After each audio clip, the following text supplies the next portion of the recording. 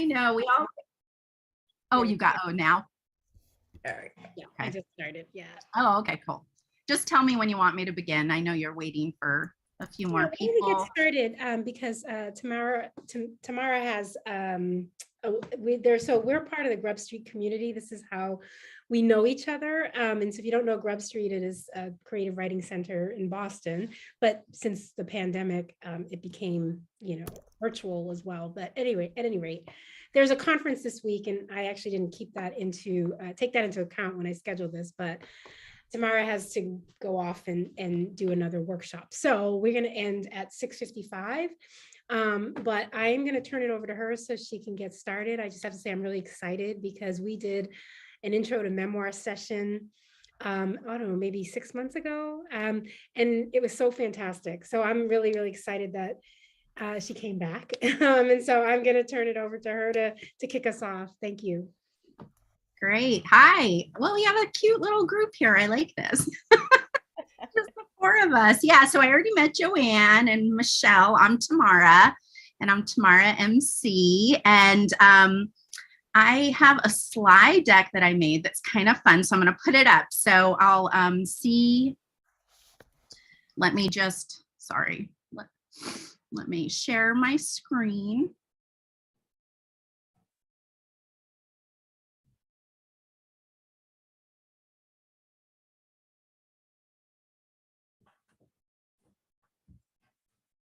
All righty, can you all see? Okay, great. So I decided that it's so hard. Like I was like, how do I always like to teach different, but I was like, how do I teach memoir? Like I can come up with all the things that memoir is. And then I decided, well, why don't I come up with what memoir is not? And for some reason that felt easier at the moment, because I think it's often easier to define something by knowing what it's not. And when I say what memoir is not, it has to do with mostly published memoir. So if you want to publish your memoir and put it out into the world, then these are kind of good practices. If you're just writing for yourself, then maybe these won't exactly, I mean, you don't have to do all of these, but again, it's like good advice kind of in any sort of writing. Can I ask both of you, what's your experience with memoir? Since we're a small group, we can chat a little bit. Or writing and memoir. About 10 years ago, I did take a memoir writing class. And I was the oddball in the group because everybody was writing about really painful memories and life experiences. And I was writing like silly travel anecdotes because it was just not what I wanted to do. So, but I mean, I think people enjoyed them. It was, at least I wasn't crying.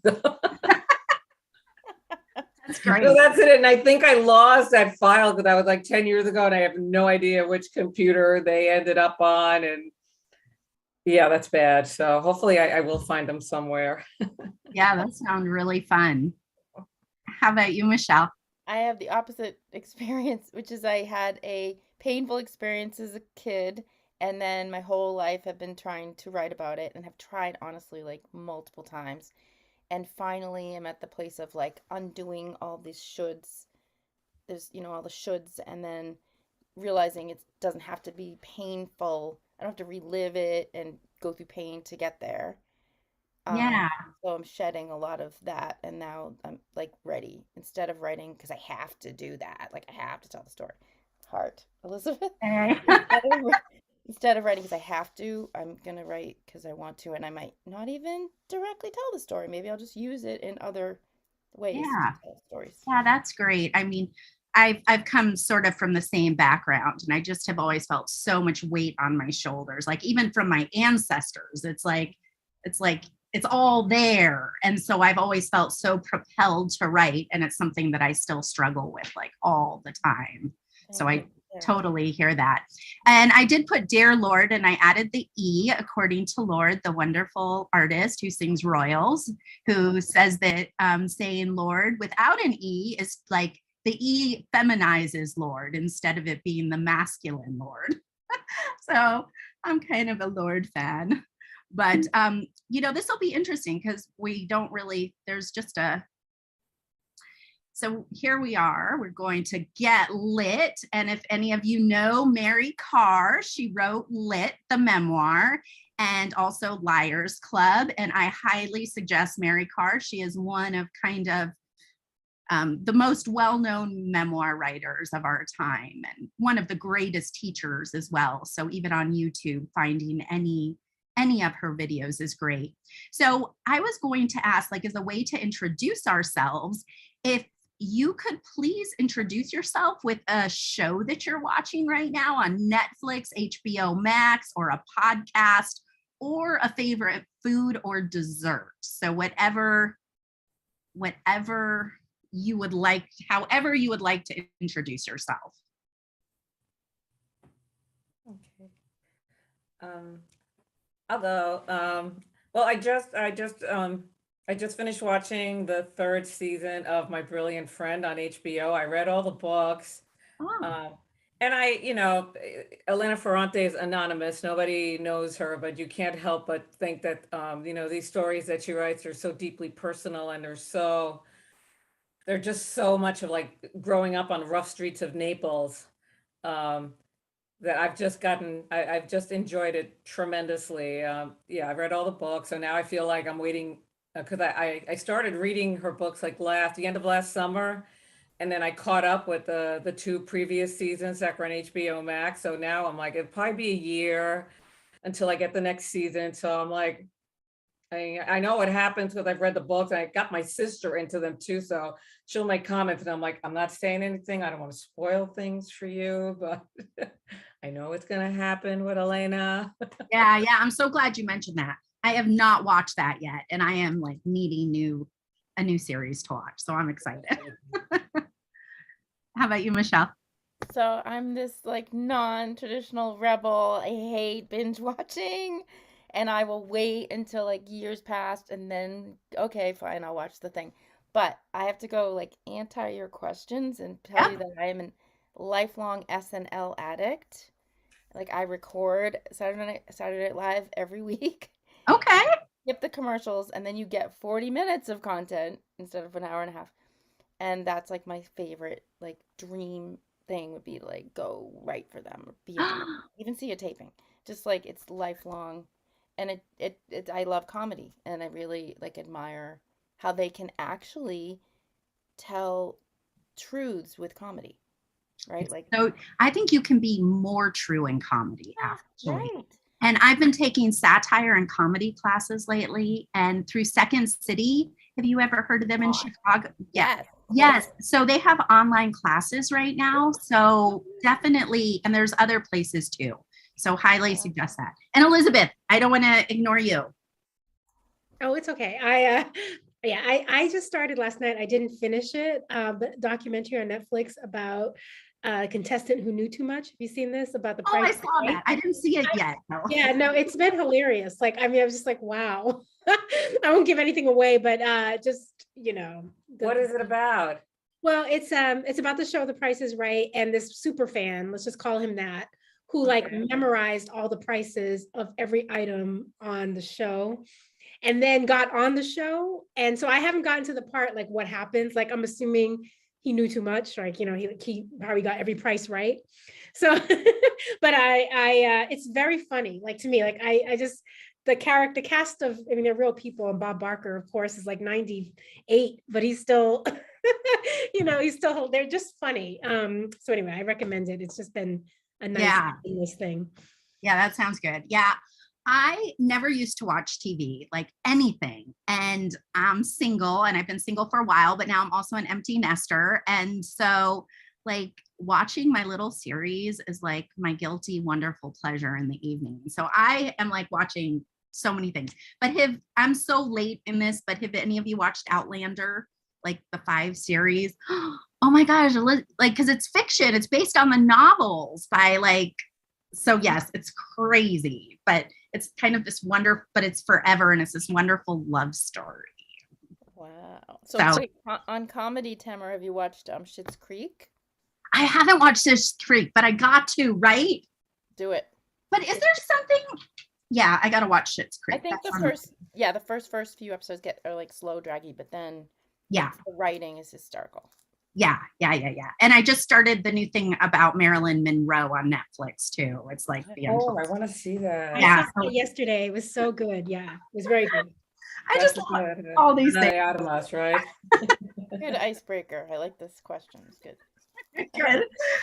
So let's see a little bit about me. I grew up in a commune when I was 5. I grew up, both of my family members were born Jewish. My grandmother's a Holocaust, my grandparents are Holocaust survivors from Lithuania. And when I was 5, my Jewish father did the impossible, crazy thing and he converted to Islam.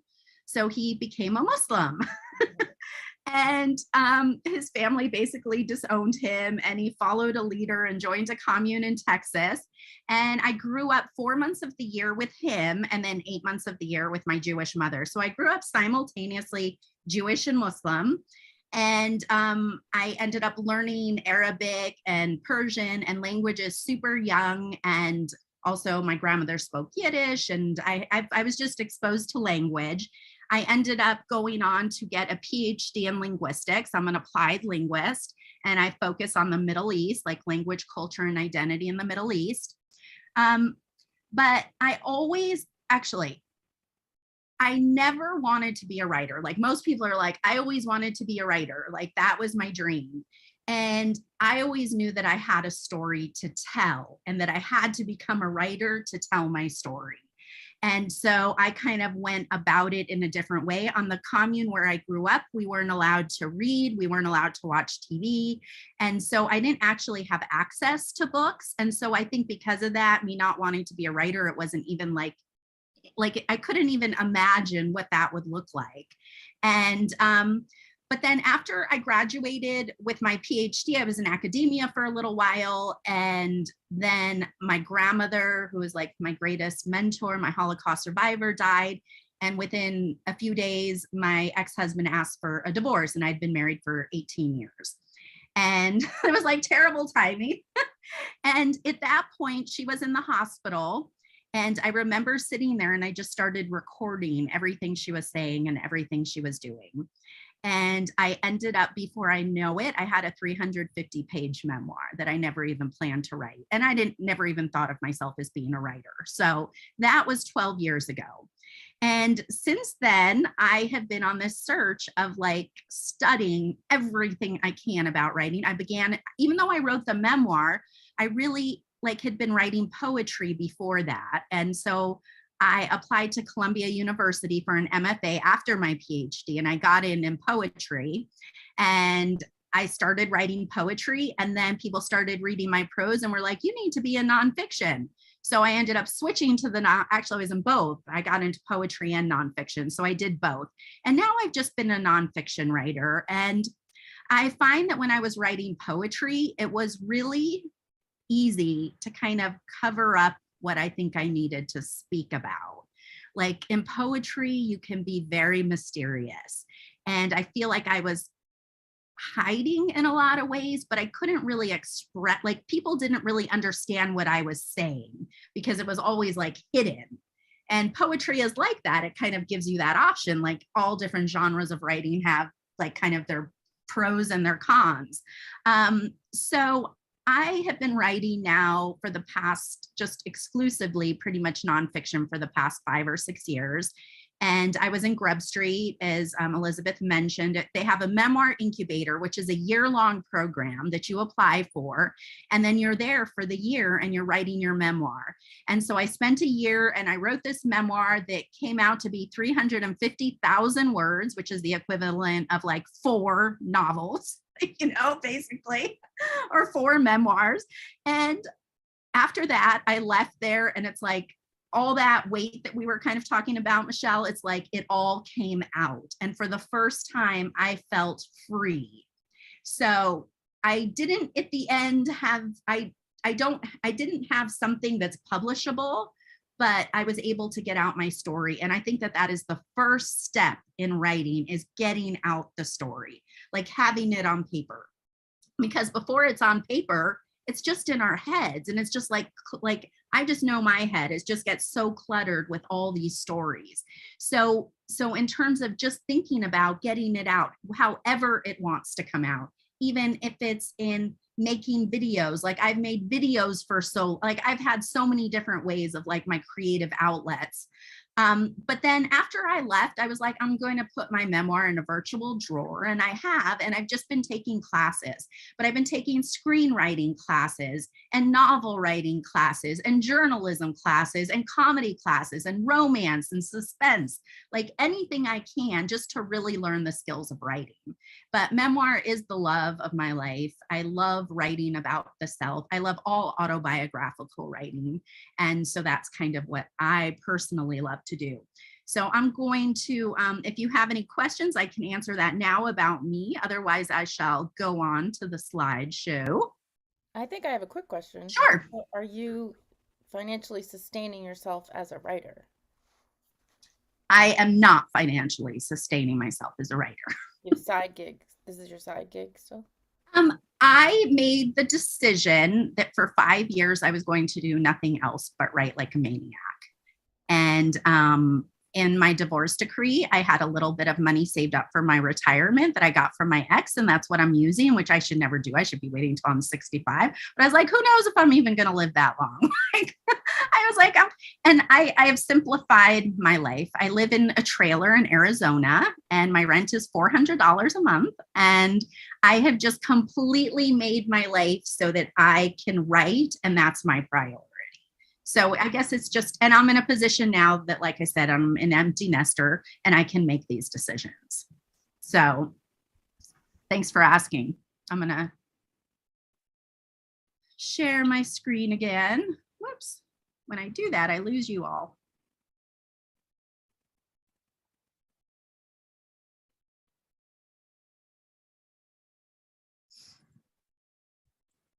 Can you see us on the side?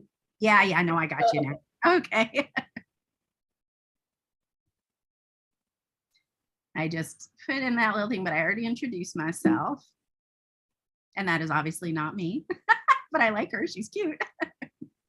Yeah, so just a few reminders before we start, which I'm sure we all know that everything we share is personal, but I know that we are making a recording, so actually that does change a little bit. So do keep that in mind. And I love that we have our cameras on. I just think it's really important when we're talking about ourselves that like we are visible and we all know that we're safe in this setting. And we're just, again, such a small group, but mute buttons, and this will be kind of a cutesy little presentation in our last little roll. So this is what I was going to do. I was going to go over our 10 little thingamajigs that we're going to talk about, and then just have a little bit of writing time, and then optional sharing if you want to, and then any questions. So here we go. We're going to start. Our countdown begins.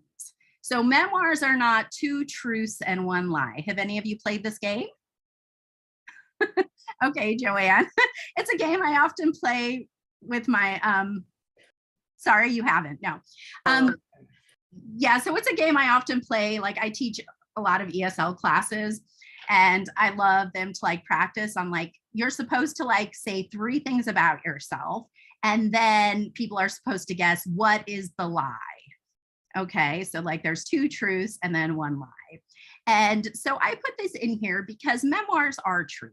There isn't 1 lie in there. It isn't 2/3 the truth and kind of 1/3 false. This is not fiction writing, and it is based on the truth. And when we speak about truth, I really like to think about emotional truth. And what is the emotional truth of the piece? Because again, memories are actually memories of memories. So memories still are like not to be trusted in many ways, because you can ask 2 siblings the same thing and they will both have a different story about what happened and how it happened. So, but again, a memoir is our story. So we just have to be truthful to our story. That doesn't mean that we don't do research and kind of like make sure that our story kind of the facts actually support our story. That's really important in memoir writing, and even listening to different people's stories. And have any of you read Educated by Tara Westover? A memoir? Okay, highly, highly recommended. Again, one of those memoirs you have to read.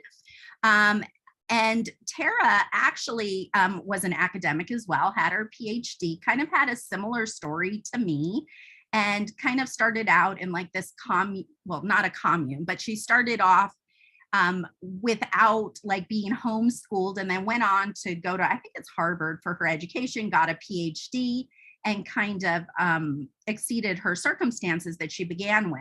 And in her memoir, she actually puts little footnotes about different stories that, let's say, her brother thought happened a certain way. So it was really interesting how she actually added footnotes, but you don't have to do that in memoir. That was just a way that she kind of went about it.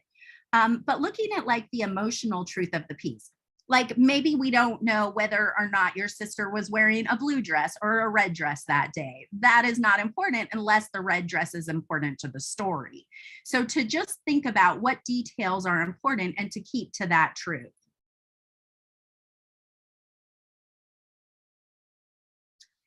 I put this in, memoirs are not yo mama jokes. And this can kind of, this is something that I've actually struggled with in my memoir, in terms of, I have been, so in Yo Mama Jokes, which I'm not talking about it actually being jokes, but it's always about the mother. The story is always about the mother, right? Your mother did this. But memoirs are about us. So we are the main characters in the memoir. And like all of these kind of little tips that I'm giving you are from like mistakes I've been making for years and years, most of these. And I think this is kind of something that I've written my memoir so many times at this point, and in almost every version, it's actually my grandmother's story. And no matter how many times people tell me that, no, we don't want to know about your grandmother, we want to know about you, I'm still like fighting, like, no, I want to tell my grandmother's story. But in all of the feedback I've received, it's like, I am the sun and all of the characters are the planets that revolve around me. And so it's so important that in our memoirs, we're in the center and we are there. And I think that that's really hard, because oftentimes, like probably in novel writing, like you can have multiple points of view, like there's, you can have like a cast of characters, and there are characters in memoir.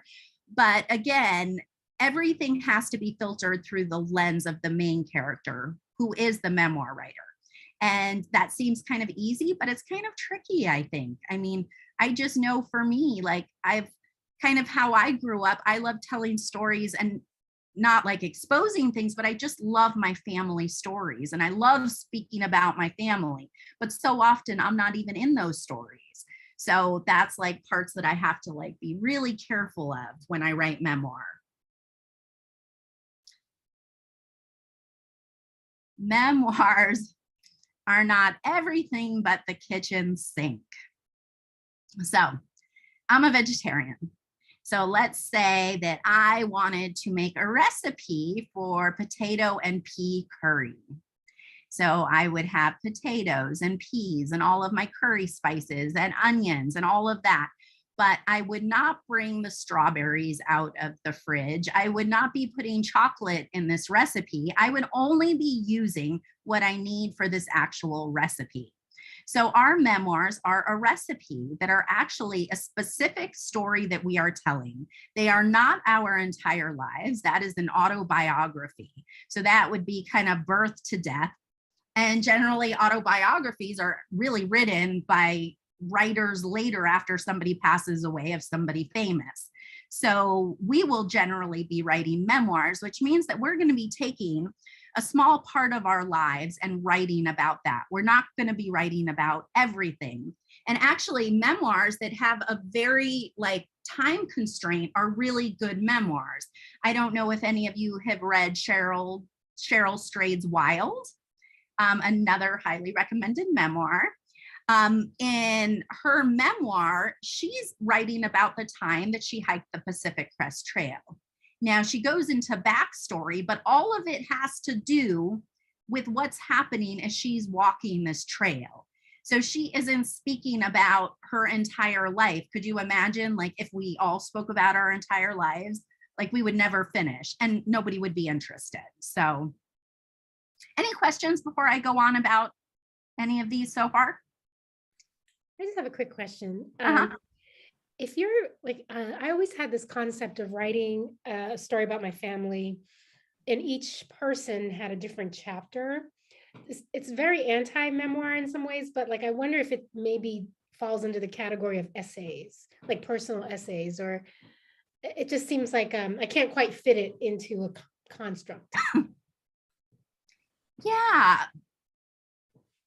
You know, there are non-traditional memoirs. Like, it's really opened up. Memoirs used to have a pretty traditional feel to them. And I feel that now with so many different voices and so, you know, it's just opened up. So I could definitely see that as being a possibility.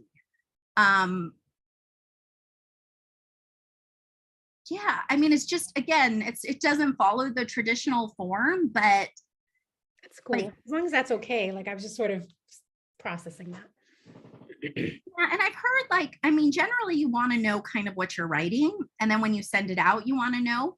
But I've also heard other times people just kind of explain themselves, like when you're trying to get a literary agent, this is what I've done. And then oftentimes the literary agent will say, oh, this is a memoir and essays, or oh, this is like essays. And so sometimes we don't have to worry about that, you know, so you can also keep that in mind.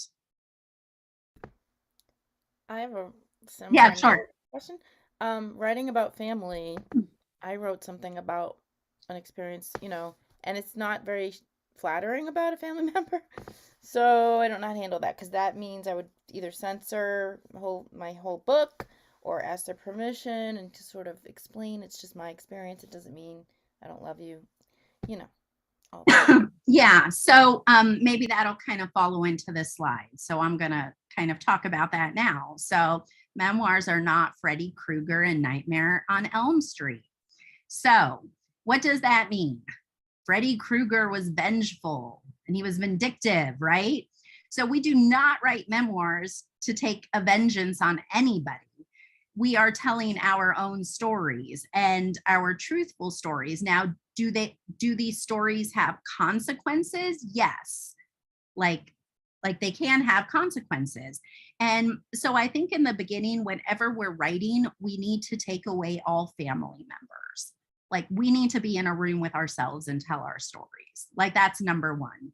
Like, the questions of how are they going to feel? How is this person going to feel? Those aren't even questions that need to come in at that point. You need to get your story. So do not censor yourself at all at that point. And as you write, you're going to have so many drafts. And like maybe and again, like this Freddy Krueger and Nightmare on Elm Street, in your first, second, third draft, you may be vengeful, you may be angry, you may be hateful, but as you keep going through drafts, you're going to get to a point where you kind of lose that edge is gone. And so you can't expect that in the first drafts. In your first drafts, you just have to do whatever you have to do. You got to get it all out. And nobody has to see that. You can bring it into workshop. But oftentimes there are legal teams that will go back and kind of look at, if you're going to go like with a publisher that will actually look at that, or if you're going to have essays published, there are legal teams to kind of address that. And then often memoirists, when they're all done with their story, they allow the person that they wrote about to read it.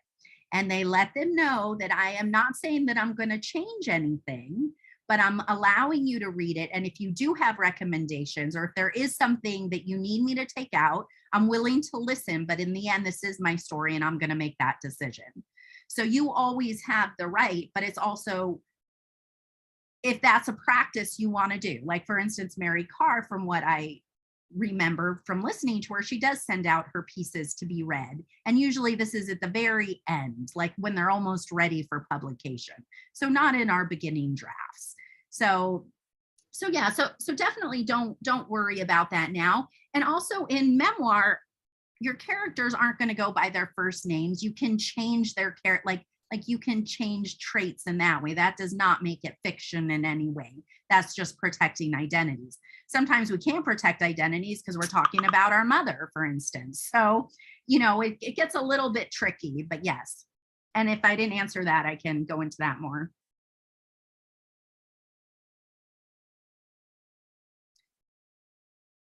So here's my other one. Memoirs are not There Will Be Sad Songs by Billy Ocean. And I think like I'm saying two things with this. Memoirs are not sappy. Like you don't want a sentimental memoir if you want it to be published. So if you're writing for your family and you want to leave a legacy for your grandchildren or your kids, absolutely be as sappy as you want. But sentimentalism and kind of writing things in a way that like it's just like too sweet like honey, like that's not a memoir. You know, you want to have a balance of emotions. You don't just want to kind of it to be PR as well, like everything, you know, was wonderful and this everything like it, you know, which I don't think most memoirs are, but also the opposite of that too. Like you don't want everything as horrible too. But really like having that balance, I think is important. But oftentimes you can read people's life stories and nostalgia takes over. And nostalgia isn't really, it's fun to read like by the spoonful, but it's not really fun to like read a whole book about. So, and when I speak about memoir, that's maybe something I didn't say. I'm talking about book length. So usually essays are shorter pieces, like that can be, you know, I don't know, 800 to 1500 words, like 10 pages or so, 6 to 12 pages, something like that. But when I'm speaking about memoir, are those questions for me? I don't know. I don't have on my chat thing. Oh, sorry. I doubt it. Okay. I just heard something coming in. Yeah. So when I'm speaking about memoir, I'm speaking about like an 80,000 word book. That's generally what a memoir is, which is about 350 double spaced pages. That's typically 80 between 90,000. Usually anything over 100 is just way too long.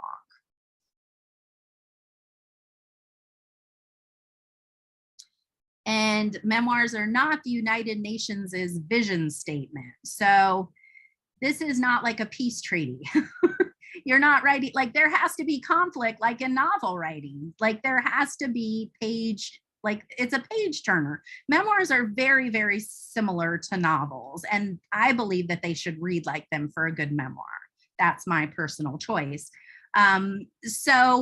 So there has to be conflict. Why is each scene in there? Again, we have to question, why are we writing about this? What is the change? What is the conflict? How does the scene begin?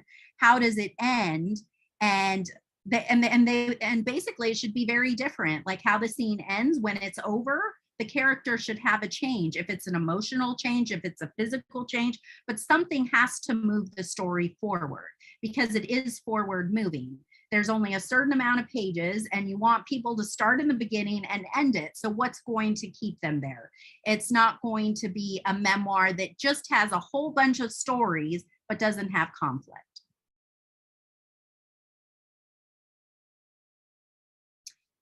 Okay, are all of you familiar with Ricki Lake? I'm an 80s girl, so she was all over the airwaves. I don't know if any of you have seen Hairspray, but her hair does not move in Hairspray.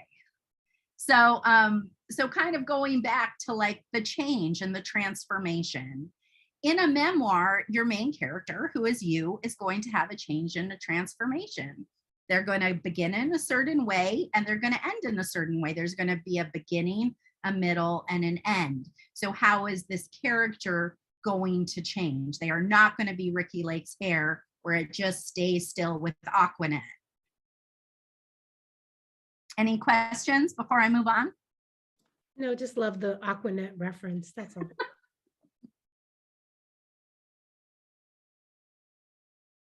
Okay, memoirs are not Casper the Friendly Ghost or any ghost. And as what I say is ghosts are made of what?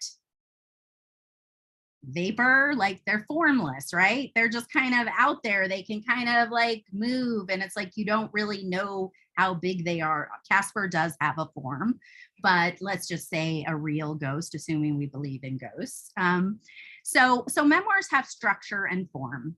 And I think that that's super important. And in my first drafts, it didn't have a structure and a form. I was just writing. But as you get into your further drafts, you're going to have to decide, is this like the 3-act play structure? Is it a traditional structure, kind of like Elizabeth was talking about, like different people's story from different perspectives, but kind of deciding on your structure later on. You don't have to decide in the beginning. Structure can often come like on your second or third draft. So it doesn't have to come initially, but to think about that there is a container, and what is that container?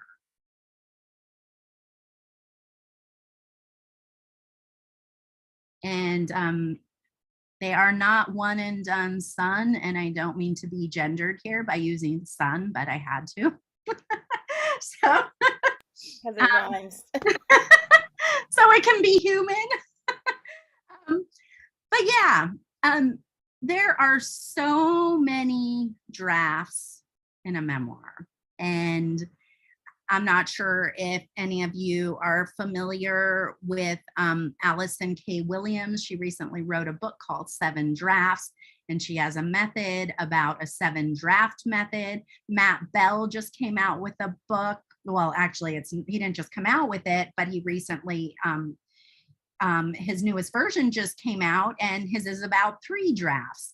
And so everybody can kind of say how many drafts, but I think like Allison said that she said 7 drafts because she didn't want to scare somebody by saying like 40 drafts or, you know, like there's going to be so many drafts. And I think just to take the pressure off and not to worry, and to know that everything can be fixed and it's going to take time. And like I said, I have been actively working on writing for 12 years. I mean, and you know, I heard in the beginning it takes 10 years of like really honing your craft of writing before. And I kind of feel that like in my 11th year, I felt like, wow, I kind of actually know what I'm finally doing. You know, so it's not going to be 1 year. It's not going to be 2. I mean, maybe it is. Like, I don't understand. Like, I've read stories of people starting their memoirs or their novels during the pandemic, and they're already published. I'm like, how did that happen? Like, who are these pandemic novelists? I don't even understand. Yeah, if they have a trick, I don't know, but I honestly, maybe they have writers that have helped them. Maybe they've really been working on it for 10 years. Like who knows? But yeah, I would say that is truly the exception. And memoirs are not easy breezy, beautiful cover girl. Going back to, again, the 80s, cover girl no longer even has that as their cute little slogan.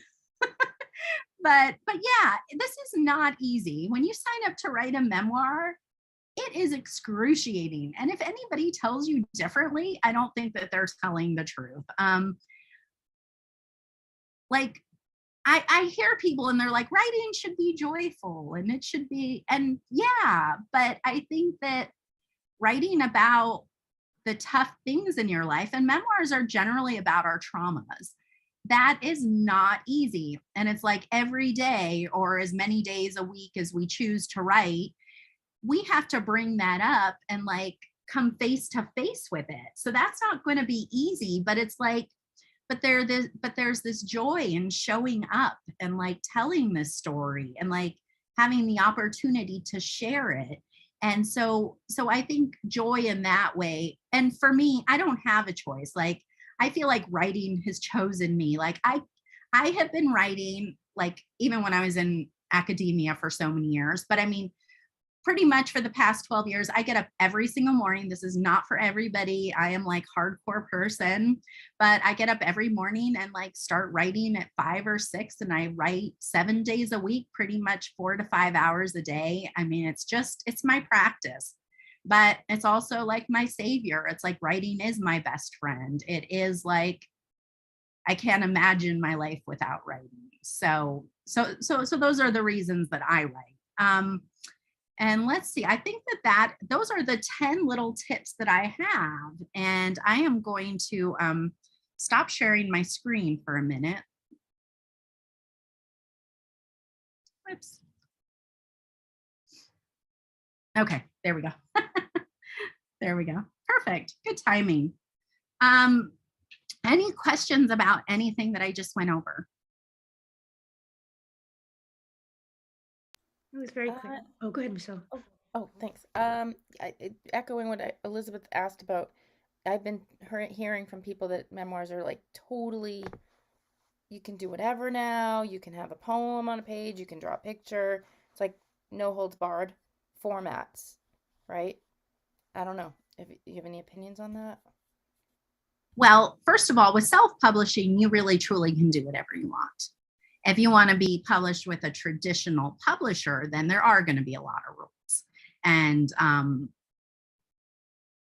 it's still pretty much, it's it's still pretty much traditional. It's a little bit more open, but probably not as much, but there are definitely exceptions to the rule.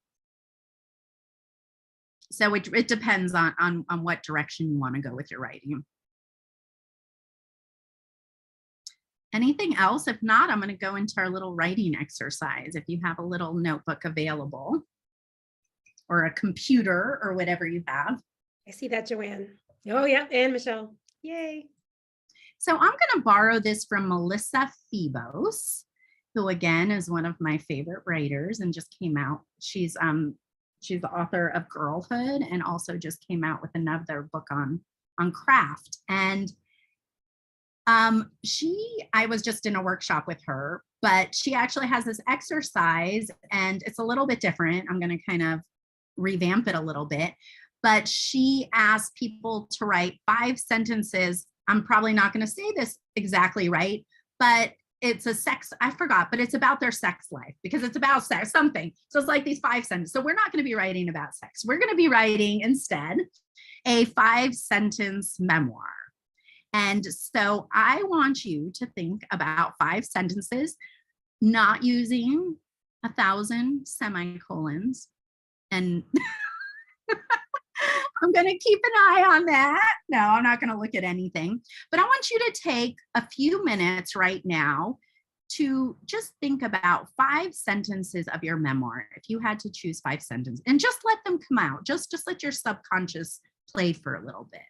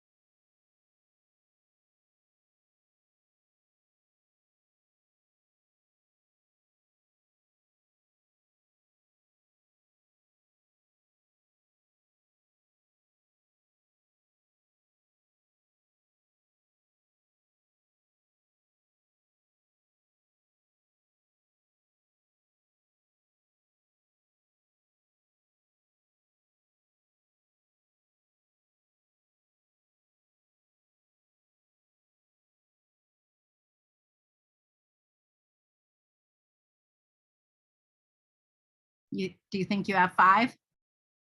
Okay, cool. Now is what I want you to do is I want you to look at those 5 sentences. Now I want you to write 3 sentences from those 5 sentences, and you can't reuse the sentences. So you got to consolidate even more. So bring those 5 sentences down to 3 sentences.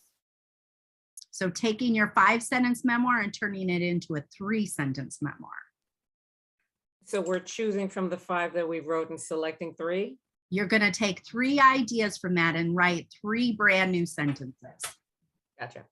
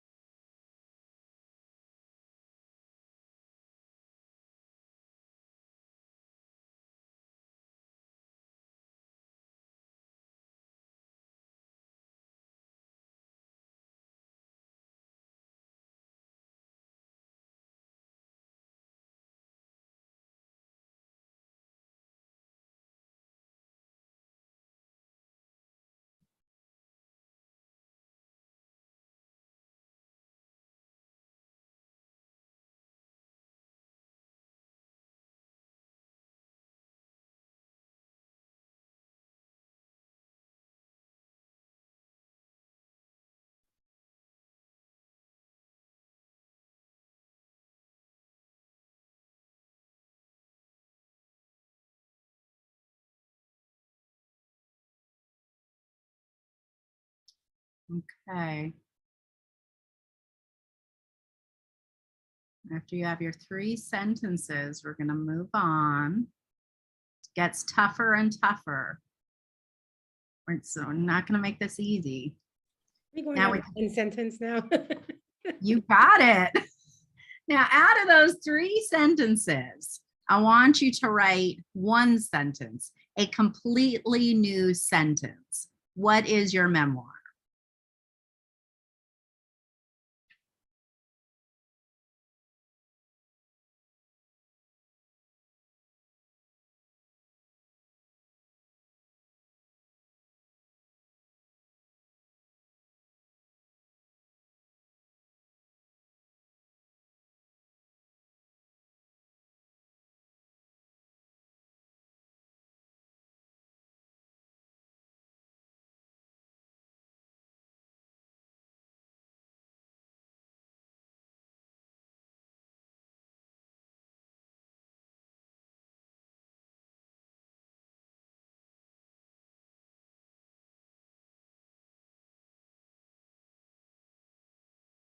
You can turn off your mutes whenever you're done.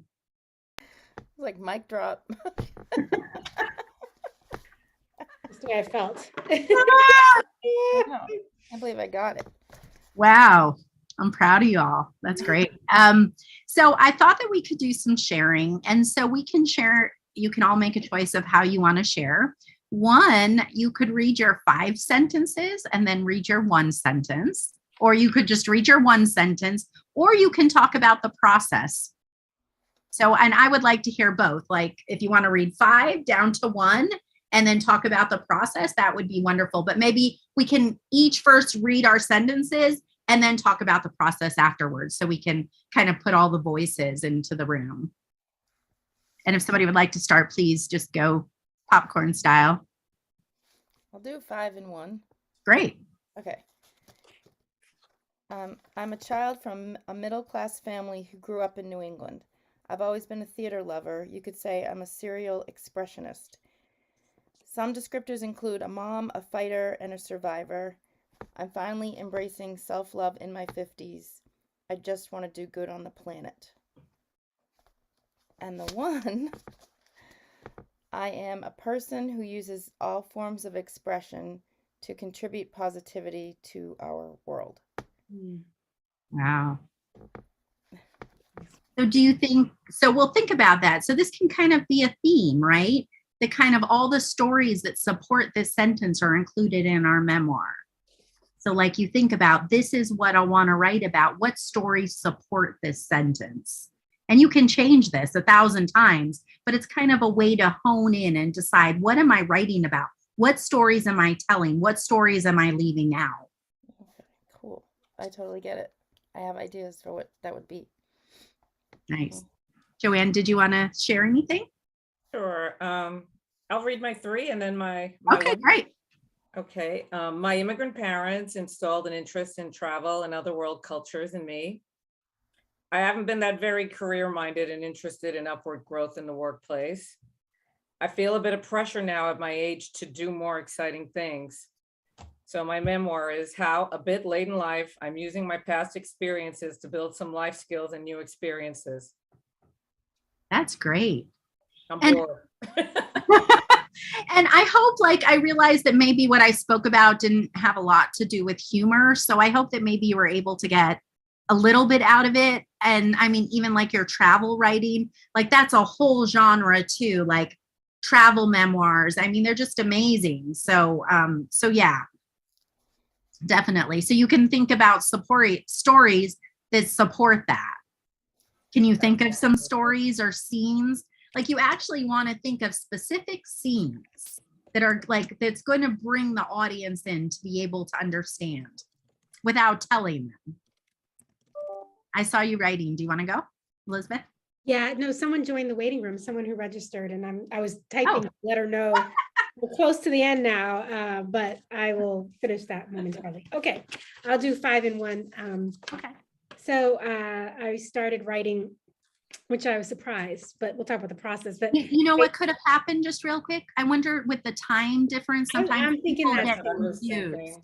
yeah, I feel bad. I thought, well, anyway, okay. They said I wasn't going to amount to much, but after dropping out of high school, now referred to as push out, I pushed myself back in and earned a high school equivalency diploma.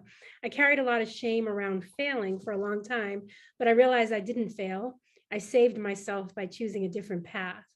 Now, after earning a PhD, I know I've chosen the right path. Okay, and so my one sentence is, sometimes you have to save yourself even if no one understands it. Wow. See, now that is like a perfect memoir theme, isn't that?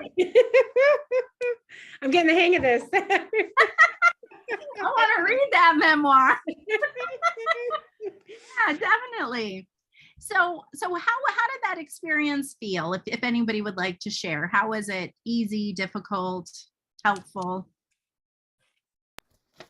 I will share what I thought was interesting is when you first said write the 5 sentences, the first thing were like more like nouns. And I just like wrote what was, like you said, let it come out. So I just was like popping out phrases about myself. And then I had to go back in and make them sentences. Because it was like what keywords were popping out in my head. I guess that's just my process. Well, that's fine. Words. And then then the other thing is that it sounded so scary to have to cut it down, but it wasn't as scary as it seemed it would be. Okay, good. And that's the whole point, is to realize that it is scary, but once you just got to do it. Right. You got to chop, chop, chop. Mhm. Yeah, I thought it would be difficult to round your life up into 5 sentences, but I did find that what I wrote really wrote a little story about me, and it's what I picked. And then I was able to even, and to cut it down to 3, I'm like, I'm going to go with the 3 that I feel are most important to who I am now. So it was easier than I thought, because you always get that panic. You're like, oh my God, I have to write. It's going to be like 5 minutes now. Yeah. Melissa Phoebos, I think, when Melissa does this exercise, she actually has her, if we had more time, she says, write 5 sentences, write again 5 more, 5 more. And she keeps doing it. And you can't write the same 5 sentences, but you keep distilling, right? And that's kind of what we're trying to do, is to distill our story down. That's great. So that we can actually have others understand our story. Because that's, I mean, if our goal is for our story to be in the world, then our goal is to communicate. And the way to do that is to really distill down what we're trying to say. So I hope that something of what I said you can bring into your future writing life, and I wish you all the best in writing. And if you have any questions or anything, actually, I'll just hold on a sec. I'll just lastly, real quick, I'm going to share my info here in case you would like to Absolutely. reach me in any way. Yay. And you can take a screenshot or whatever. That's a good idea. Follow you on Twitter now.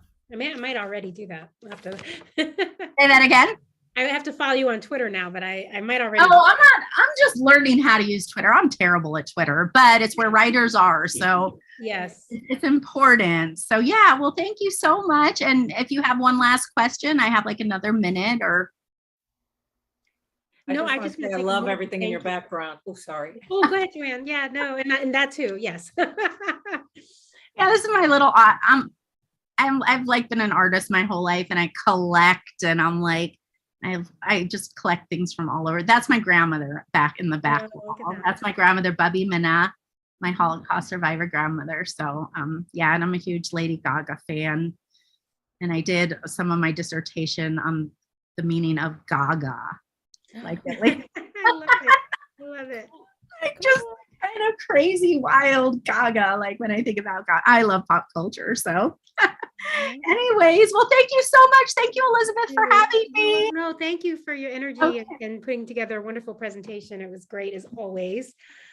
So thank you. And just to let Joanne and Michelle know, there is another event in May on self-publishing if you're interested. So take a look at the site, but I'm going to send out a note about that with the recording. I appreciate both of you so much. I appreciate you, Tamara. It's so nice to meet you. Yeah, so nice to meet you too. And I love, Elizabeth, what you're doing with this initiative, just to give this to us for free and bring Tamara with us is amazing. Thank you. Yeah, you're welcome. Absolutely. Yeah, we'll do more. There's definitely more to come. I want to go to that trailer. I want to be there right now. In my trailer, oh, it's Yes. the cutest little thing. I do. I want to come over for I tea. call it. It's called my Barbie doll house. I love Barbie, so Yes. Is there a lot of pink? Yeah. the whole outside is pink. It's Oh my God. and it I'm a has pink person. flamingos and it has like the I've turquoise. seen pictures of it. It's amazing. I thought of you, Joanne. I was like, Joanne would love this. Road trip. Road trip now. I'll come get you. Yeah, and I also have an ambulance that I converted into a trailer, and she's like adorable, and her name is Glambulance. So Glambulance, the ambulance. Nice. Oh, you have to watch Schitt's Creek. You're gonna get so many ideas. Oh, good. I'll have They live in a to. motel. Yay! Now I have new things to watch. Awesome. Yeah. Thanks all. Bye bye. All right, thanks. Have a good so much. night. Thank you all. Bye-bye.